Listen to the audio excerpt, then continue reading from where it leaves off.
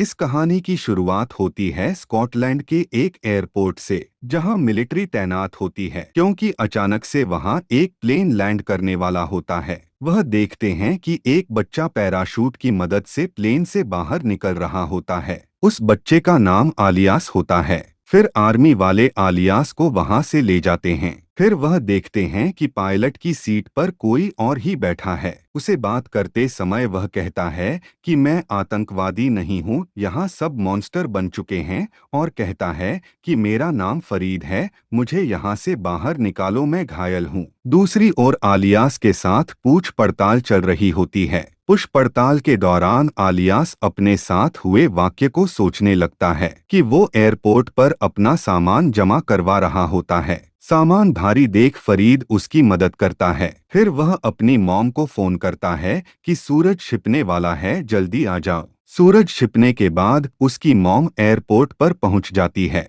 नार्जा airport के एक washroom में जाकर खुद को गर्दन के नीचे इंजेक्शन लगाती है। इसी बीच आलियास और फरीद की दोस्ती हो जाती है। प्लेन में बैठी नार्जा पुराने फोटोग्राफ देख रही होती है और अपने पति के साथ हुई घटना के बारे में सोचने लगती है। वो एक खुश कपल थे और घूमने गए हुए थे। वापसी के समय अचानक उनकी गाड़ी खराब हो जाती है पहाड़ों के बीच। फिर उसका पति मदद लेने के लिए चला जाता है। तभी शोर होता है और नार्जा देखती है कि प्लेन हाईजैक हो जाता है और एक बंदे को बुरे तरीके से मार दिया जाता है। फिर वह सबको कहते हैं कि कोई अपनी जगह से नहीं हिलेगा। फिर आलियास गाइड बुक में देखकर कहता है कि मॉम हम यहाँ पर छिप सकते हैं, और वह अपनी सीट छोड़कर भाग जाता है छपने वाली जगह की ओर। नार्जा उसे रोकने के लिए जाती है। तभी वह सरफिरा आदमी नार्जा को गोली मार देता है और आलियास को वापस सीट पर बिठा देता है।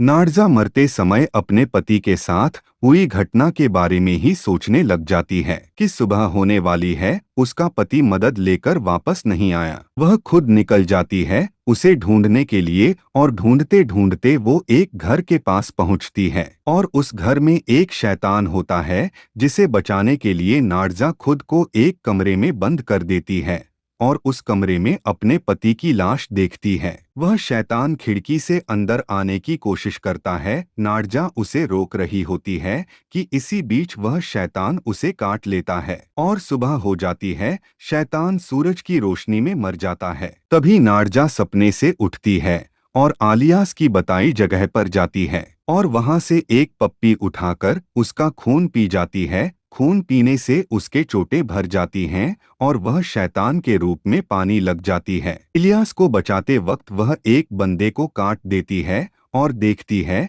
कि वह बंदा भी उसी जैसा बनने लग जाता है। इसी बीच वो सरफिरा आदमी सनलाइट टॉर्च के साथ नार्जा को बेहोश कर देता है और उसका ब्लड निकालकर खुद में इंजेक्ट कर देता और खुद भी शैतान बनकर सबको काट देता है। इसी बीच फरीद को भी काट देता है। नार्जा फरीद का हाथ काट देती है इन्फेक्शन रोकने के लिए। दूसरी ओर आलियास प्लेन के फ्यूल टैंक के पास बम लगा देता है। लड़ाई में उसकी मॉम बेहोश हो जाती है। उसे देख आलियास अपना हाथ काटकर उसे खून पिलाता है। उसकी मॉम उठ जाती है। आलियास को कोई नुकसान ना हो उसे दूर हो जाती है। आलियास धूप में बैठा सेफ रहता है। तभी आलियास अपनी पास्ट की सोच से बाहर आता है और कहता है कि फरीद को बाहर निकालो, बाकी सब मॉन्स्टर है वहाँ। आर्मी वाले फरीद को वहाँ से निकाल लेते हैं और उन्होंने कहता है कि यहाँ से जल्दी निकलो, अंदर मत जाओ, वहाँ सब शैतान हैं। वो यकीन नहीं करते